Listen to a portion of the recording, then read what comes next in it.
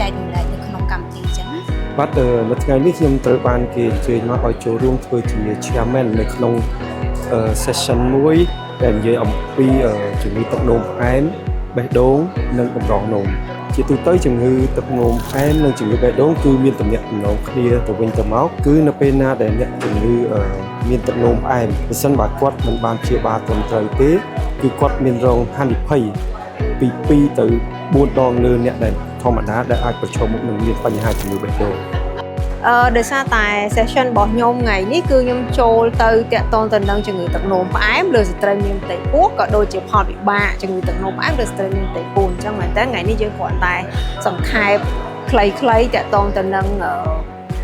ខ្លះថាតើទឹកនោមផ្អែមលើស្ត្រីមានផ្ទៃពោះនឹងមិនយើងគួរតែធ្វើម៉េចដើម្បីឲ្យវាមានអីប្រសើរឡើងជាងមុនអញ្ចឹងណាមែនតើទៅយើងជាអ្នកវិទ្យាសាស្ត្រ scientist យើងដឹងថាវាចាប់ផ្ដើមមានការកើនឡើងប៉ុន្តែនៅក្នុងចំណោមសាធារណជនទូទៅឬមួយក៏ស្ត្រីមានផ្ទៃពោះពេលខ្លះក៏អត់ចាប់អារម្មណ៍ទេហើយការកើនឡើងនេះគឺវាដោយសារតែរបត់តាក់ទងទៅនឹង social economic lifestyle ឥឡូវនេះដែលធ្វើឲ្យមនុស្សយើងគាត់រៀងឡើងគីឡូច្រើនជាងមុនអញ្ចឹងទៅគាត់មិនបានចាប់អារម្មណ៍ថាទឹកនោមផ្អែមដែលនៅលើស្ត្រីមានផ្ទៃពោះនោះវាមានការកើនឡើងអញ្ចឹងមែនតើយើងចង់ទាញចំណាប់អារម្មណ៍ឲ្យគាត់មាន planning មុនគាត់យកកូនចំពោះការប៉ះពាល់ទៅលើសុខភាពរបស់អ្នកជំងឺទឹកនោមផ្អែមបើសិនជាព្យាបាលបានល្អវាប៉ះពាល់ច្រើនអញ្ចឹងបេះដូងនិងសរសៃឈាមជាផលប៉ះពាល់មួយនៅក្នុងផលប៉ះពាល់ជាច្រើនហ្នឹងមនុស្សយើងពេលអាយុកាន់តែច្រើនទៅសរសៃឈាមយើងកាន់តែរឹងអាចមានការប៉ះពាល់សរសៃឈាមគ្រប់កន្លែងអញ្ចឹងនៅពេលដែលកើតទឹកនោមផ្អែមហើយបើសិនអ្នកខ្លះទៀតមិនត្រឹមទឹកនោមផ្អែមទេលើឈាមផងលើជាតិខ្លាញ់នៅក្នុងសរសៃឈាមផងដូច្នេះអាការវិវត្តនៅក្នុងការធ្វើឲ្យមានប៉ះពាល់ទៅលើសរសៃឈាមរបស់យើងវាមានការកើនឡើងកាន់តែលឿនកាន់តែឆាប់ជាងមនុស្សធម្មតាដែលគាត់មានជំងឺអីសោះពីព្រោះស្ត្រីដែលគាត់ទៅតែមានជាពិសេសទៅមានបុតដំបងក្តីដែលគាត់ក្របានរៀបការអាយុកាន់តែច្រើនលើសពី35ឆ្នាំហើយគាត់មានទម្ងន់ដល់យើងរកឃើញថាគាត់មានជំងឺទឹកនោមផ្អែមនេះធ្វើឲ្យអារម្មណ៍គាត់នឹង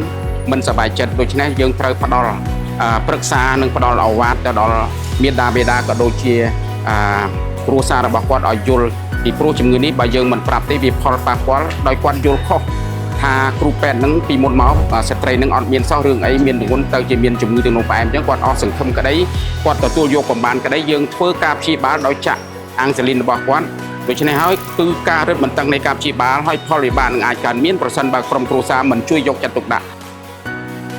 ទី2គឺជាប្រភេទថ្នាំចាក់ដែលក្រុមថ្នាំចាក់ហ្នឹងមាន2ប្រភេទចរាចរណ៍នៅស្រុកខ្មែរយើងទី1គឺប្រភេទថ្នាំចាក់ក្រុមលីរ៉ាក្លូថៃគេចាក់រៀងរាល់ថ្ងៃ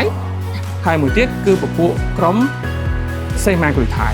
ដែលគេចាក់មួយអាទិត្យម្ដងហើយក្រុមនេះស្ថិតនៅក្នុងក្រុមថ្នាំដែលមានឈ្មោះរបស់វាគេហៅថា GLP-1 receptor agonist ហើយអ្វីដែលបានរៀបរាប់មិញនេះគឺសូមបញ្ជាក់ផងដែរថាទាំងបច្ចេកវិទ្យាថ្មីក៏ដូចជាថ្នាំដែលល្អចំនួនចុងក្រោយនេះគឺមានចរាចរណ៍នៅក្នុងប្រទេសកម្ពុជាគឺមានប្រើប្រាស់នៅក្នុងការព្យាបាលជំងឺទឹកនោមផ្អែមប្រចាំថ្ងៃរបស់យើងមិនឲ្យចាញ់ប្រទេសជិតខាងទេអញ្ចឹងនេះគឺជាមោទនភាពរបស់ក្រុមគ្រូពេទ្យទឹកនោមផ្អែមរបស់យើង